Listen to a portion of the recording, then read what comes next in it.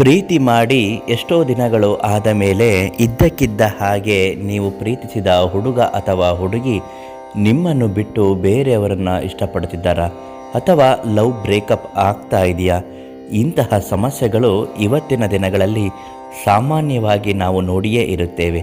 ಇಂತಹ ತೊಂದರೆಗಳು ಇದ್ದಾಗ ನಿಮ್ಮ ಪ್ರೀತಿಯನ್ನು ಮತ್ತೆ ಸರಿದೂಗಿಸಿಕೊಂಡು ಹೋಗಬೇಕು ಅನ್ನುವುದಾದರೆ ಕೆಲವು ಮಾರ್ಗಗಳು ಕೂಡ ಇದೆ. ನೀವು ಬಿಟ್ಟರೂ ಅವರು ನಿಮ್ಮನ್ನು ಬಿಡುವುದಿಲ್ಲ.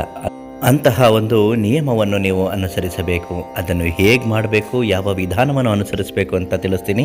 ನಿಮ್ಮ ಒಂದು ಸಮಸ್ಯೆಗೆ ಪರಿಹಾರ ಅನ್ನುವುದು ಇದ್ದೇ ಇರುತ್ತದೆ. ಯಾವುದೇ ಒಬ್ಬ ವ್ಯಕ್ತಿ ತಾನು ಇಷ್ಟಪಡುವಂತಹ ವ್ಯಕ್ತಿಯೇ ಆಗಿರಬಹುದು, ಪ್ರೇಯಸಿಯೇ ಆಗಿರಬಹುದು ಅಥವಾ ಹುಡುಗನೇ ಆಗಿರಬಹುದು, ಇದ್ದಕ್ಕಿದ್ದಂತೆ ಬಿಟ್ಟು ಹೊರಟೋದ್ರೆ ಯಾರಿಗೂ ತಾನೇ ಆ ದುಃಖವನ್ನು ಸಹಿಸಲು ಸಾಧ್ಯ?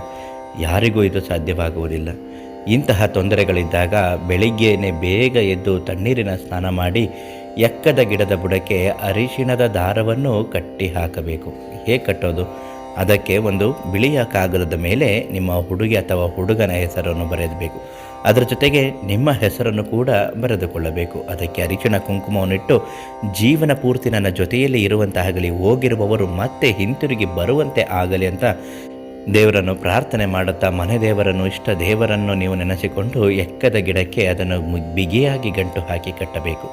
ಈ ರೀತಿ ಕಟ್ಟುವುದರಿಂದ ನಿಮ್ಮ ಮೇಲಿನ ಆಸಕ್ತಿ ಮತ್ತು ಆಸೆ ಮತ್ತೆ ಅವರಿಗೆ ಮೊದಲಿನಿಂದ ಚಿಗುರು ಒಡೆಯುತ್ತದೆ. ಇದರಿಂದ ಯಾವುದೇ ಸಮಸ್ಯೆಗಳಿದ್ದರೂ ಬಿಟ್ಟು ಮತ್ತೆ ನಿಮ್ಮನ್ನು ಬಂದು ಸೇರುತ್ತಾರೆ. ಇದನ್ನು ಮಾಡುವ ಮೊದಲು ಶಿವಾನಂದ ಗುರುಗಳಿಗೆಂದು ಫೋನ್ ಮಾಡಿ ಸಂಪೂರ್ಣವಾಗಿ ಸಮಸ್ಯೆಗೆ ಪರಿಹಾರವನ್ನು ನೀಡುತ್ತಾರೆ.